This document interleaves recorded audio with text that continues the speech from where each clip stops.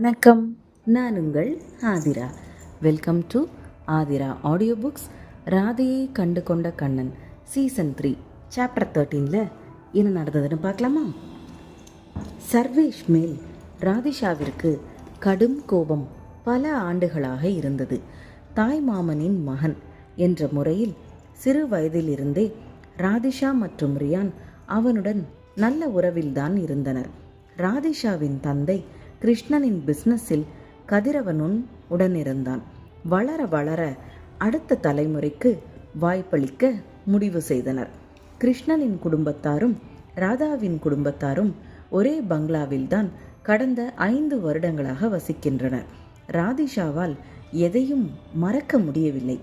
அவள் 12ஆம் வகுப்பு முடித்த பின் விடுமுறையின் போது லண்டன் செல்ல ஆயத்தமானார்கள். லண்டனில் இருந்த அவர்களது வீட்டில் ராதிஷா அறையில் கியாஷின் போட்டோ இருந்தது. அதை எடுத்து வர வேண்டும் என்று ரியானிடமும் சர்வேஷிடமும் அவள் இதயத்தில் இருந்த சந்தோஷம் மொத்தமும் கண்களில் பளிச்சிட கூறினாள். சர்வேஷிற்கு அத்தை மகள் என்ற உரிமையில் ராதிஷாவின் மேல் எப்பொழுதும் ஒரு கண் இருக்கத்தான் செய்தது. அவனுக்கு அவளை மிகவும் பிடிக்கும். காதல் என்று சொல்ல முடியவில்லை, ஆனால் ஒரு ஈர்ப்பு அவனுக்கு இருக்கத்தான் செய்தது. அந்த சம்பவம் நடக்கும் வரை ராதிஷா சர்வேஷை மிகவும் நம்பினாள். ஆனால் லண்டன் சென்றபோது அவள் அறைக்கு செல்வதற்கு முன் சர்வேஷ் அறையில் இருந்த கியாஷின் போட்டோவை எடுத்து எரித்து விட்டான். ராதிஷா இதை சற்றும் எதிர்பார்க்கவில்லை. இவன் செய்ததை ஏற்றுக்கொள்ளவும் முடியவில்லை. சாலையில் இருவரும் சண்டை போட்டு கொண்டிருந்த போது அதை நினைவு கூர்ந்தாள். என் கியாஷின் போட்டோவை நீ சாம்பலாக்கி இருக்கலாம், ஆனால் என் மனதில் இருக்கும் நினைவுகளை ஒருபோதும் அழிக்க முடியாது என்று வெறித்தனமாக சர்வேஷை பார்த்து கத்தினாள் ராதிஷா. என்ன உளறுகிறாய் என கேட்டான் சர்வேஷ். அவனுக்கு அவள் கூறுவது ஒன்றும் புரியவில்லை. வேண்டாம், போதும் உன்னுடைய நடிப்பு, கையை விடு என்று கத்தினாள் ராதிஷா.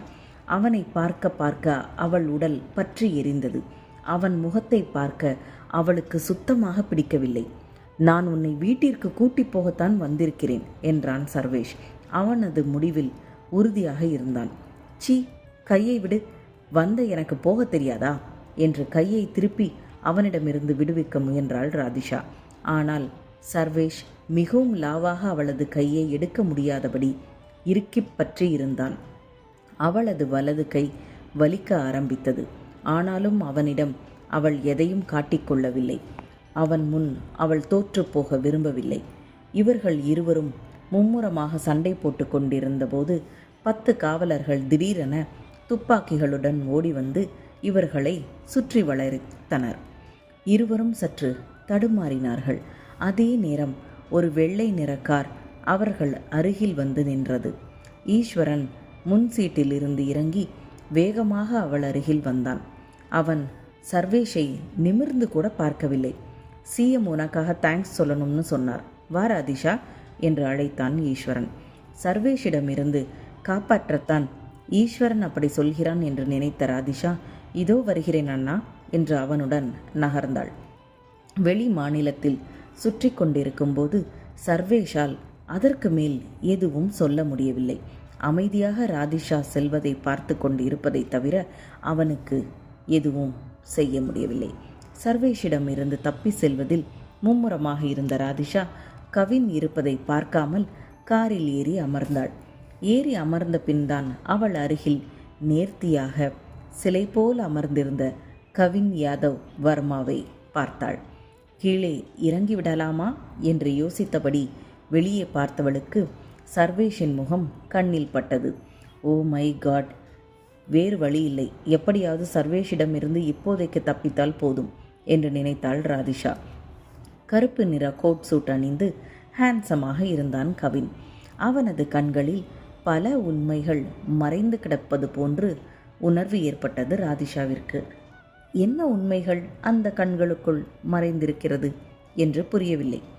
எதுவாக இருந்தாலும் இவர் என்னுடைய கியாஷ் இல்லையே, நான் ஏன் இவரை பற்றி கவலைப்பட வேண்டும் என்று நினைத்த ராதிஷா கார் கதவை ஒட்டி அமர்ந்திருந்தாள். கவின் மேல் அவளுக்கு எந்த கோபமும் இல்லை. ஆனால் அதே நேரம் அவள் அவனை நெருங்கவும் விரும்பவில்லை. கொஞ்சம் தள்ளி உட்கார் என்ற கவினுடைய குரல் அவள் காதுகளில் இனிமையாக ஒலித்தது. வேண்டாம், பரவாயில்லை என்றாள் ராதிஷா.